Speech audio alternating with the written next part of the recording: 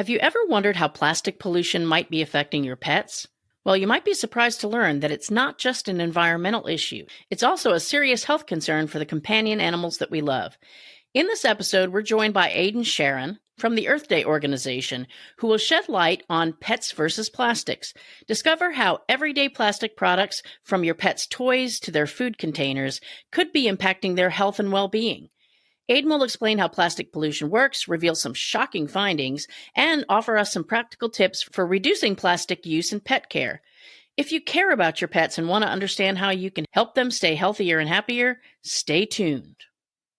You're listening to Starlight Pet Talk, a podcast for pet parents who want the best pet care advice from cat experts, dog trainers, veterinarians, and other top pet professionals who will help you live your very best life with your pets.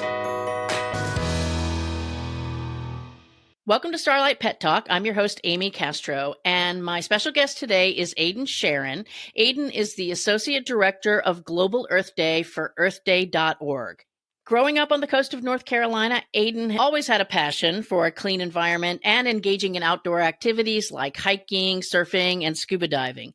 With his passion for nature, he earned a degree in biology, minoring in geographic information systems, which I actually know what that is because I work with a lot of cities and counties in my work.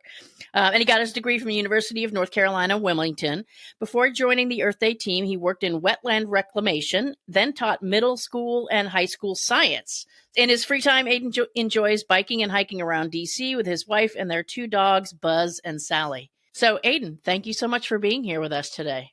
Thank you so much for having me. I really appreciate it. Yeah, I was really glad when it wasn't you, I think, that initially reached out, but somebody had reached out, and I was like, this is great. Like, I didn't know that the Pets versus Plastics report existed and what it was all about, but I've always been pretty suspect about some of the things that go into our pet products for a lot of different reasons, just being in the pet industry. So I'm assuming most of the people that are listening today have no idea. I mean, everybody knows what Earth Day is, but no idea about some of the other things you do, like this Pets versus Plastics report, and also no idea that plastics are an issue for pets. So can you kind of just give us an overview of the report, and then we'll dig into some of the nitty gritty along the way?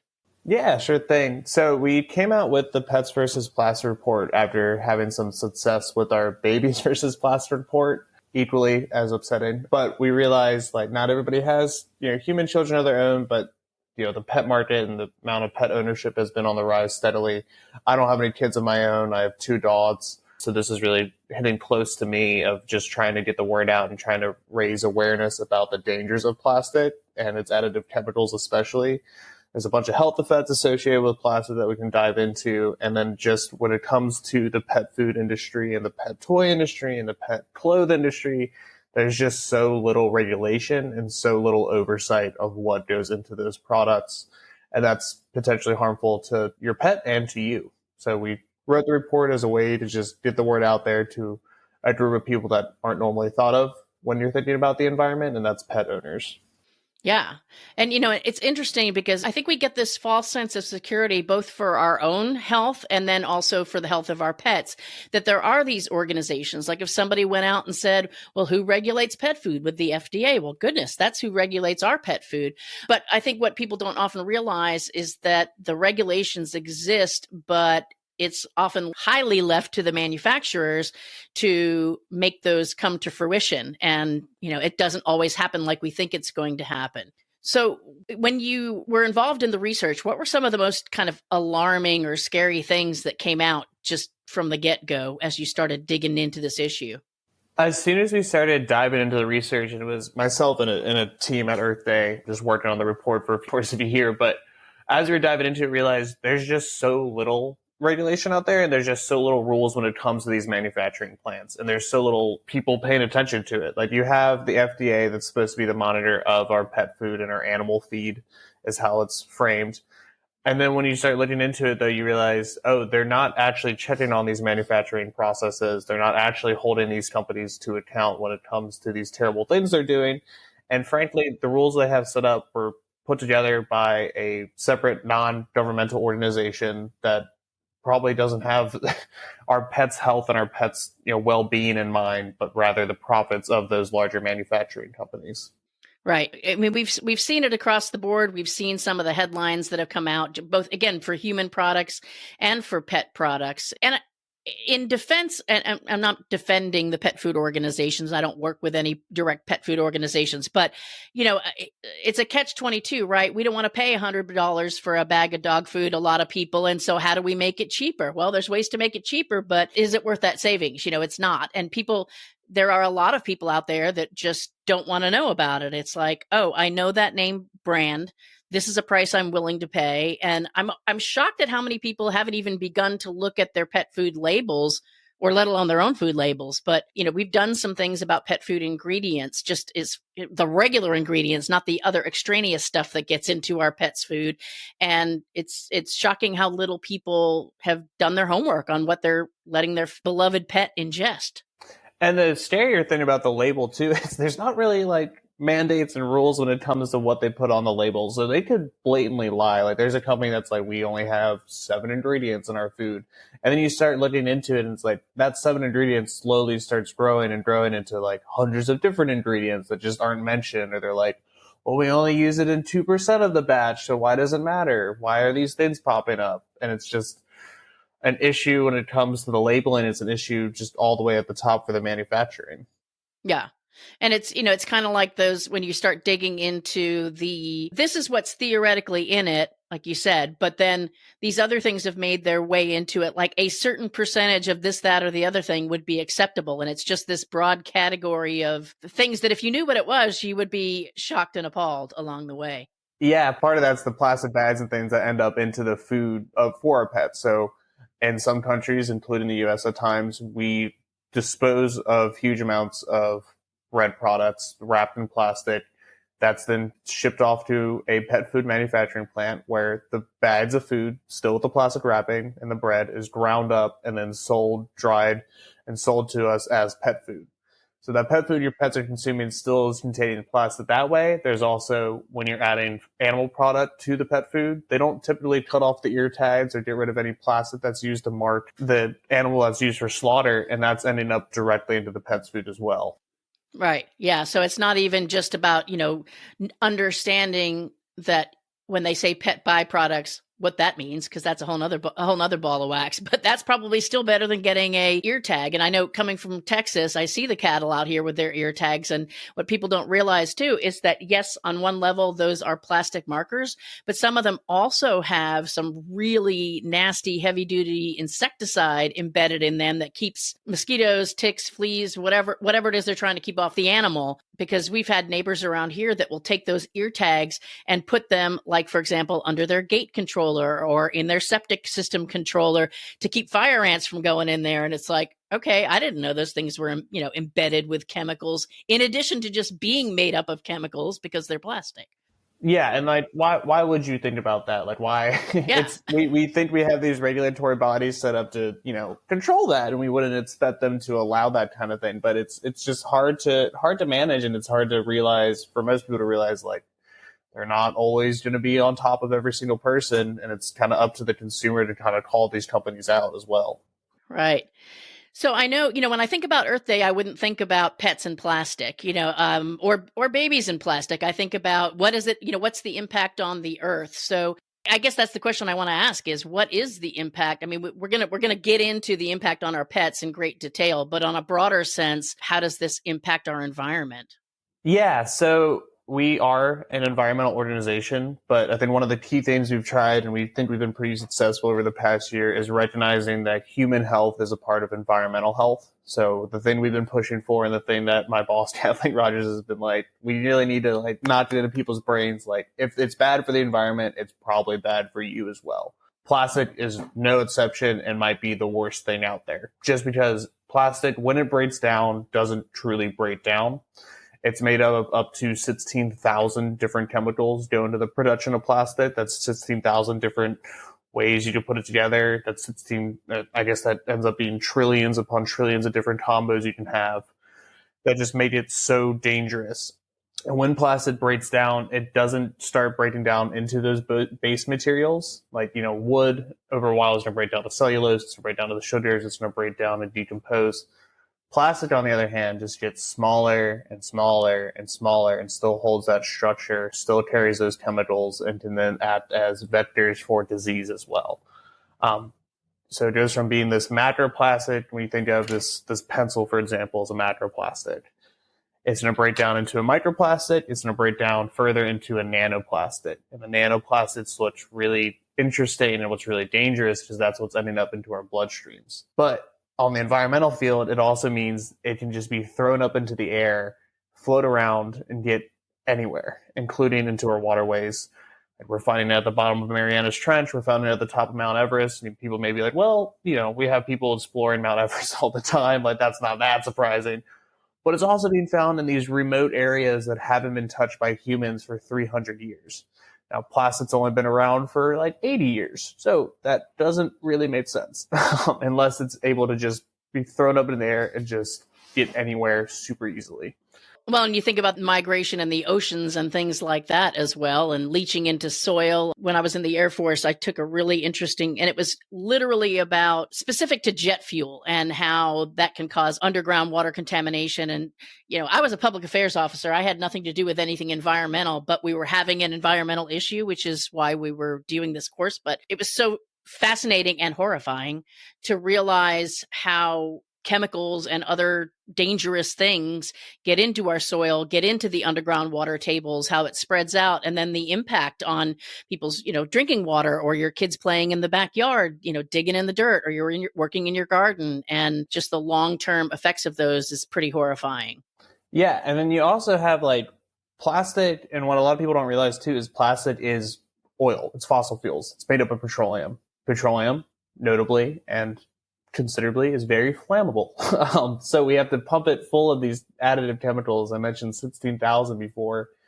We've tested nowhere near the 16,000 amount. We've tested like 4,200 of them, I believe, and all 4,200 were found to be toxic for human and organism health. So that tells you anything about the stuff we're just pumping into it. Furthermore, it just leads to all these different diseases and things, but it also, plastic production accounts for currently only 3.4% of greenhouse gas emissions, which may sound like a small number.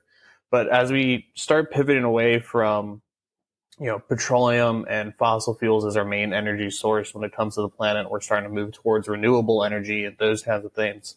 We're going to start to see the petroleum industry and the fossil fuel industry start trying to push towards plastic as their saving grace.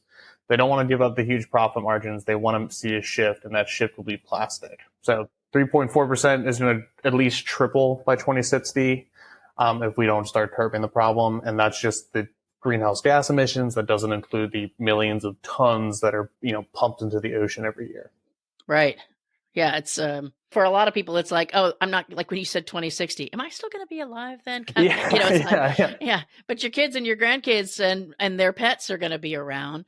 So let's go ahead and kind of transition and start talking about the pets specifically, because I think the average consumer is at least moderately aware of plastics and their own health, but probably don't think about it with their pets and then the pet products. And that was something that was interesting when I read the report, is that it's the plastic in the food, because that's the first thing that I thought about. Oh, it's getting into our food. But I literally, after reading the report, went through all of our pet toys, because we get a lot of pet toys, not only ones that we have purchased ourselves at the animal rescue, but things that have been donated. And you just look at them in a different way when you realize the impact. So, what are some of the common culprits or the common ways that our pets are being affected by plastic in their day-to-day lives? Yeah, so one or a couple of chemicals that people might be more familiar with when it comes to plastic is something called phthalates and BPA, or bisophenols, I guess is the better term, but BPA is going to be the most common one. Notably, you'll see it on water bottles that say BPA free. Great, we got rid of BPA. The other issue with plastic and all those chemicals is you can just kind of switch the formula, make it into something else that's no longer regulated, done. They restart over. When those chemicals, phthalates and bisphenol A or BPA, are leaching into our pets' gums, they tend to break down, and when they can get consumed in there, it will go through the stomach and it will go through the large intestine. And from there, those chemicals leach out, and those chemicals are what gives the plastic its certain flexibility, its certain rigidity, whatever it is. When those chemicals leach out, it can cause that toy that was once flexible, once could have passed through, it just makes it a solid mass. So that's getting stuck into the intestines of our pets. That has to be removed surgically. We're also seeing linkages between these chemicals. They're called endocrine disrupting chemicals, and the vast majority of the ones introduced to plastic are causing dementia-like and Alzheimer's-like symptoms associated with rats. And if it's going to be happening in your rats, it's likely to be happening in your dogs. That's not to include just the general choking hazard that plastic plays when they're consuming it, because it just breaks off. It forms sharp edges as well. Unlike, a stick can form a sharp edge, but it's more likely to break down and become more, better chewing and just break down further once it gets into the stomach. Plastic just doesn't do that. It becomes that solid block. Right. And so it's not just about the consumption, the swallowing of something that's made out of plastic, but it's literally getting into their bodies through their gums and into their bloodstreams and things like that. So you've got it's basically hitting our animals in multiple different directions. So we're talking about, obviously we've got the issue, we need to be concerned about what's in our pets' food, but then packaging, toys, is there anything else, our water bowls, things like that? Are all of those things we need to be looking at and saying, what is this thing made out of, instead of making assumptions? Yeah. I mean, if it's plastic, it's probably going to be dangerous. These chemicals are also associated with embryo development in dogs. Can lead to potential infertility. We're seeing the same thing in humans, unfortunately. Liver and kidney damage is also associated with some of these 16,000 different chemicals. We're also seeing cancer on the rise in dogs, with 50% of dogs over 10 being afflicted. And these are rates that have been growing and growing with the same time as plastic, which doesn't necessarily mean they're related, but we're seeing more and more connections between the two with more and more science that's coming out, and people are really starting to pay attention to that linkage. When it comes to plastic bottle or plastic bowls, I should say, in this case, just try to move away from them. Make the switch over to ceramic, make the switch over to stainless steel. They are truly inert compared to plastic that we thought was inert. That means it's just not going to flake off. You're not going to be ingesting as much of those plastic bits that are causing these issues later down the road. Yeah, I've started looking at everything differently, and we've got a whole cabinet of various types and sizes, and whatever, of pet bowls in our animal rescue cabinet, let alone my own personal cabinet. And I actually came across a couple of plastic bowls that I got rid of, but that somebody had obviously chewed on those, so they were chewing on it like a toy, so they were getting it there, and then I'm sure every time they're licking it, they're being exposed to chemicals. But if people need a little extra motivation, even beyond the ingestion of chemicals, is if you're still using plastic bowls, every scratch, every microscopic scratch is a potential place for bacteria, and other nasty things to hide, especially because more than likely you're hand washing those things as opposed to putting your plastic dog bowls in the dishwasher. And so there's a whole host of other problems with those plastic bowls. So definitely, stainless is the way to go. It may not be as cute, although you can get some super cute ceramic ones. But that's at least a great place that pet parents can start, is by their, the thing that your dog is going to be eating and drinking out of, or your cat or whatever other pet, every single day exposure. It's also a pretty easy transition when it comes to those things. Like, a stainless steel bowl is going to be about the same price as a plastic bowl, thankfully. And, that stainless steel bowl is going to last a lot longer. Your pet's less likely to chew on it and chew it up. I worked at a vet clinic all through high school and volunteered at SPCA and things, so I've seen dogs chew up stainless steel bowls, but much less common than the plastic ones. And I'm sure you've seen the same thing. Exactly. Yeah, exactly. So what would be we talked about stainless, we talked about ceramic, but what about when it comes to like pet toys and other products? Like, let's just say I got a new puppy, for argument's sake, and I was going to go out and buy their whole kit and caboodle. What are some materials I should be looking for? And then we'll talk about pet food ingredients, because that's a whole nother thing. Yeah, when it comes to pet toys and things, make the switch to natural. Like, make the switch to natural fibers, make the switch to those, they sound gross, like the the beef tracheas, I think is what they sell at the store, those bully sticks and things. Rawhide is typically not advised for pets, so just consult your vet before switching to rawhides. They tend to become a choking hazard, similar to a lot of plastic toys. But also, one easy thing we've done in my household, and we thought it was really funny because we've spent, hundreds of dollars over the course of the 5 years we've had Buzz on dog toys. And then we realize his favorite toy is an old 100% cotton t-shirt that I've just had laying around that I tore up, tied into knots, and that's his favorite toy now. So we were able to kind of start getting rid of the plastic toys and start replacing them with those 100% cotton toys, with it just being a t-shirt tied into balls. Also, look for all natural rubber toys. There are some out there. They can last longer than the plastic ones, and they don't typically carry as many of those additive chemicals. We'll be right back. Our pets aren't in our lives nearly long enough, so isn't it important that we build the best relationship with them that we can? Let us help. Get our exclusive guide, 10 Tips for Building a Lifelong Bond with Your Pet, and start transforming your relationship today. Just go to petparenthotline.com/bond with your pet.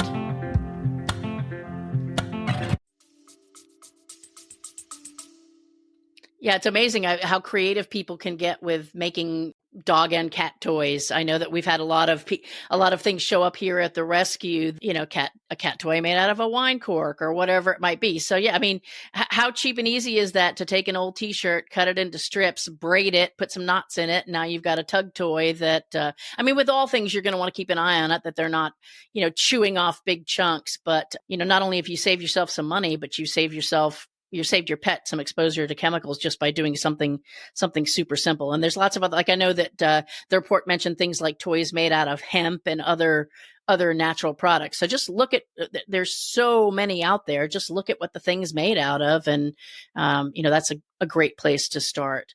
It's looking for those natural fibers. If anything says, poly, or it has a cool sounding sci-fi name almost, is kind of how I frame it. Like, rayon or nylon, those kinds of things, those are made up of plastic, and those are made up of synthetic fibers that come from plastic. They may have a flashier name. They may sound like they're not as cheap, but they're plastic. They've just been advertised really well as this new great material that comes from the ground. And I guess technically it does, if you count, extraction of petroleum and then all these additive chemicals, and then down the road it becomes this fiber. But just look for those natural ones, those hemps, those wools, those cottons. Yeah. Now, what's being done about this, I guess, or what could be done about this potentially if we don't have, the proper oversight? I know we have AFCO that, is a voluntary organization that provides input on pet food, but doesn't really have any enforcement control. How does this get fixed? Well, so if you blow it up to the largest scale possible, we have something called the Global Plastics Treaty that we're trying to get signed, and we're trying to make sure that it's the most comprehensive treaty. A great comparison to draw is the Paris Climate Accords. That's the first thing people come to when they think international treaty on something, and on the environment at least. But what we really want to model after is something that's like the Montreal Protocol. Like, we all used to hear about the hole in the ozone layer. Now we don't talk about it as much because we enacted these policies that have allowed it to start healing, and that's through the Montreal Protocols. With the Paris Climate Agreement, it was voluntary measures, and that kind of means countries can drop out whenever. Coming back, we have the Global Plastics Treaty. We're going into our 5th session of negotiations where countries are coming together to mark out what they want to see. And we want to make sure it's a legally binding treaty that kind of controls the production of plastic. So that's from the top, like, we want to cut production of plastic through this international treaty that has punishment in it. Like, countries that they disobey or they don't want to follow this rule, there's something to hold them accountable. When we come back down to the pet food level, there is AFCO. But in July of this year, it was actually announced that AFCO is no longer going to be that, advisory body to the FDA. So as of October 1st, I believe, is when AFCO is stepping down. FDA is on the lookout for somebody new to enforce it. We have a letter writing campaign currently on our website to kind of call for the FDA to actually do some enforcement and maybe hand it off to a different regulatory body that can actually handle it and actually pay attention. And then it's just kind of staying on top of those manufacturers of just like, we don't want to see this plastic crap in our food anymore. We want to see what's actually going into the food so we can kind of monitor it better. And just means more accountability from them, whether that's coming from the government or the consumer, just to be like, look, this company's willing to tell us what's in their food. We're going to make the switch that way. FDA can do the same thing, just be if they're not going to tell us what's in the food, they cannot sell it to the people. That's just a couple of things we can do. And then it's just staying on top of them. Just keep calling them out. Just keep up the force on both the FDA, the government, and these manufacturing processes. Yeah.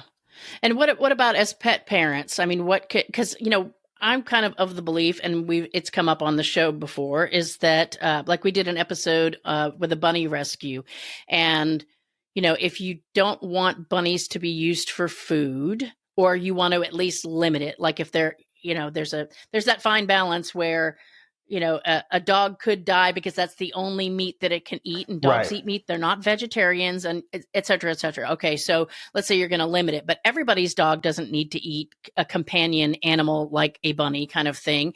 And so, the way that we show our displeasure at that is look at the ingredients on your pet food, your pet treats. And if it has rabbit and you don't want rabbits to be killed for pet food unnecessarily, don't buy rabbit-based pet food. So, I mean, it seems pretty simple, but I mean, how important it is that we vote with our dollars and our purchases for what we want or don't want in our pets' products.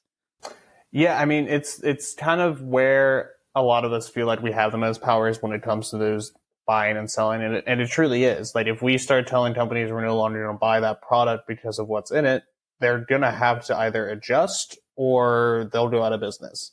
It's a simple process and it's a slow one, so that's why it kind of takes a couple different areas to hit it from. So you have to hit it from the FDA, just call for them to have more regulations on it, and then also tell the companies you don't want to see that crap in your food anymore, or you don't want to see that rabbit in their food anymore, by just not buying it. And eventually the market will have to shift. Like there's no way to stop the billion or so pet owners there are in the world now. If they refuse to buy this product, that product will no longer be sold over time.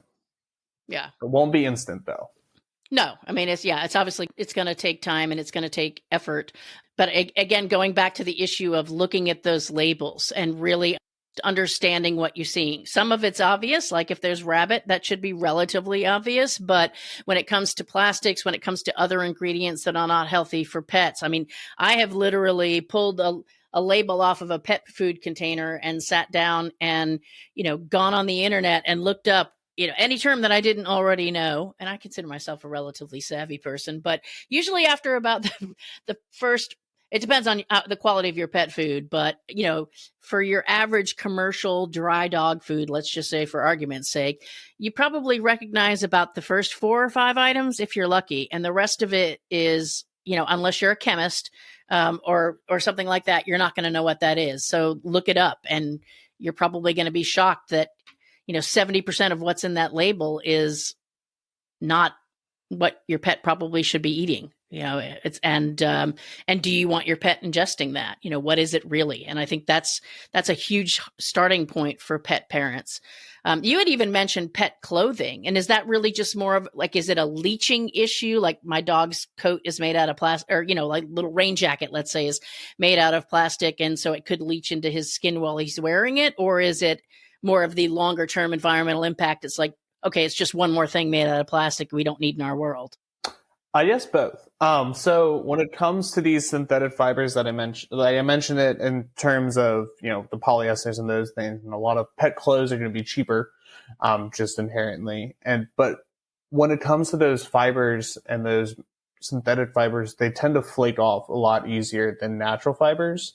And the danger with those is they're more easily inhalable.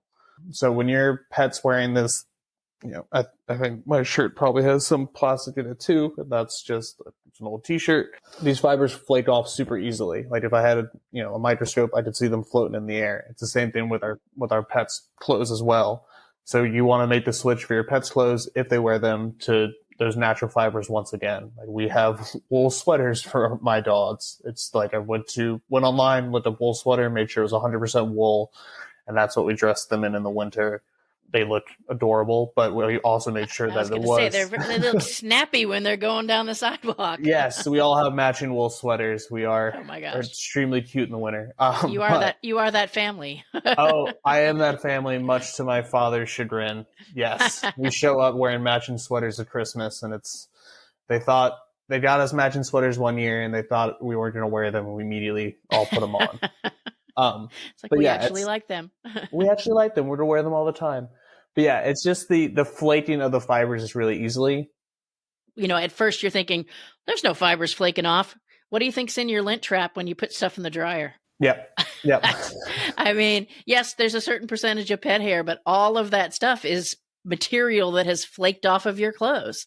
And I know I could run 2 loads of laundry and that thing, got a 1-inch by 5-inch by 8-inch bed of lint. And so, yeah, God knows what's in that. Put that under a microscope.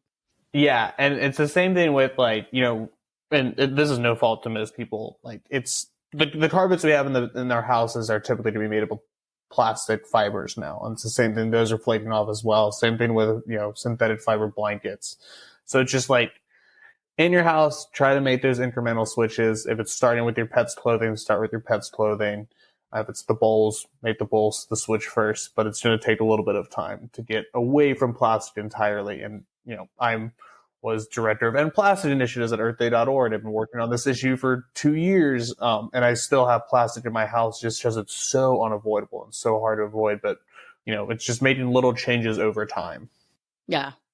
So other than obviously I want everybody, and we'll put the link to the Pets versus Plastics report because it's just a lot of information consolidated in a relatively small space. And then what was it, like 2 or 3 pages of citations at the end. So obviously somebody's done all this homework for you already. Start there. But where else can people get accurate information about pets and plastic? Yeah, I mean, if you just go to our website, earthday.org, we have the report, and then we have, smaller articles that are about the report that kind of just give you this is how you should avoid it. This is what you should be doing, instead of you having to trudge through I think it's 30-ish pages or something of the actual, 38 pages of the actual report. If you want just a smaller, you got 10 minutes to read it, we have a quick article about ways to step away from plastic in your pet's life. All over our website, as well as we're all over, the normal socials and things. And then Truth About Pet Foods is a partner we've worked with in the past. They have a lot of good information about pet foods. I talked to her. We talked for a while, and she was just opening my eyes to the other side of the issue outside of plastic, it being just so little regulation. And she's been fighting about it for years now when it comes to the pet food industry. So there's just a couple places to find it, and just read the report, 38 pages. If you got a weekend, sit down, read it. It can be a little bit of a bummer at times, but there are things to do at the end. There are ways to make adjustments, and then also just go to our letter writing campaign on the website as well, and write to the FDA, write to Congress to say, we want to see more from you. We want to see you fighting for our little furry friends. We're tired of having to do it all on our own. Yeah.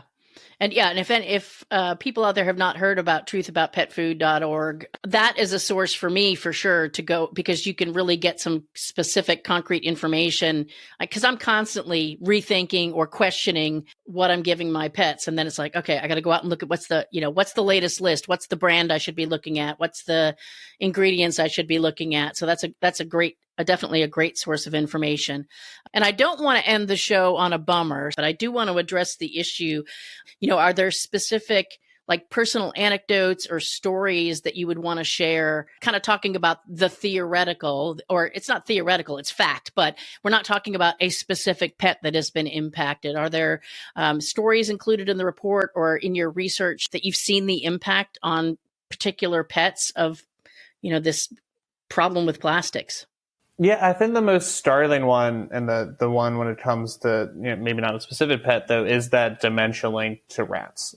If we're seeing this ingestion of plastic leading to Alzheimer and dementia-like symptoms in rats, that's an issue not just for our pets. Our pets, that's terrible and that's really sad if they come across this disease and you contract this disease and they start behaving differently. But that also means that it's likely going to, become an issue for you and your family as well, you and your human family as well.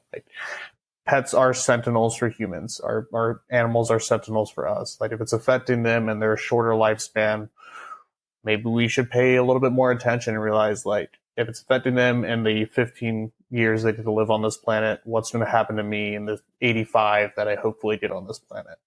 Yeah, and anybody that has dealt with dementia in their pets, and it's interesting that I don't, years ago, let's say 20 years ago, probably even a shorter time frame than that, but let's just say 20 for argument's sake, nobody was talking about dementia in senior pets, and it's like on one hand, yes, we've created things that help our pets live longer, and at the same time, it seems like more and more you're seeing things in the news or studies or what to do about, when your dog is sundowning. I mean, there's just like that term didn't exist for pets years ago. And so why is this suddenly an issue? And it's like, okay, now we can see a source for this possibility. If you figured, like you said, 15 years on the planet, but at 15 years I've been eating plastic along the way, then there might be a way that we could prevent that, because any pet parent who's gone through that or is going through that with their senior pets, it's terrible. It's misery for the pet, I'm sure, but it's misery for everybody in the household to see the pet decline like that. So if there's something that I could do about it with my pets, I would certainly want to take that action. Yeah, I mean, the goal in my household is to make sure they live the best life they possibly can, whatever that means. And like for us, that's moving away from plastic. That's giving them as much love as we can while they're still here, and just paying as much attention to them as humanly possible, which I think my wife and I do a pretty good job of. I'm watching her currently cuddle the dog on the couch. So at least one of the dogs. The other one's hiding away, but she lets her alone time a little bit more. Right. So are there any other, so you had mentioned the high level kind of international work that you're doing. Are there any other things on the horizon for earthday.org in relation to this issue with pets? Any other initiatives that you're working on? Yeah, we have a letter writing campaign to the FDA directly, calling for them to, start paying more attention. That's on our website as well. Just kind of calling for them to have a regulatory body that's actually set up to regulate. And then also, we're paying attention to the different legislation that's coming out. Not a lot of people don't want to get political and things, but there is some legislation, something called the PUR Act, that kind of makes it seem like this is a great idea. We have this pet thing. It's labeled the PUR Act. It sounds great. But once you start digging into it, you realize it's just to benefit the pet food industry and kind of weed back on the oversight body we currently have, and make sure that they can just kind of run off and do whatever they want. And in my perspective, it's the job of the government to protect its people. At least that's the thought here in terms of who we vote for and things, and protect its people and protect our pets. And if we enact these things that just allow manufacturing companies to do whatever they want, that's the opposite. That's benefiting a small group of people, and then affecting the rest of us on this country. So that's another thing we're paying attention to. So we're going to go out and we're going to talk to our legislators and our representatives to make sure that they're doing what's right for us and what's right for our pets. And then we're just calling out the FDA as well. And then we'll be negotiating that treaty, which hopefully by the end of this year, we'll have it signed and it'll be comprehensive and exactly what we want. And if it's not comprehensive and what we want, we're going to keep pushing them to negotiate further. So it could lead into 2025, 2026, but we're in it for the long run. So we're looking forward to it. Well, I know I definitely appreciate your work on all of our behalf as pet lovers and pet parents. And, for pet parents that are listening, you have a tremendous amount of control over what comes through your front door into your home, what goes into your pet's mouth, what goes on their body, what goes in their body in other ways. And so, we can do our part by taking that control, and that will then have that ripple effect of basically voting with our dollars or lack thereof for organizations that aren't providing safe alternatives for our pets.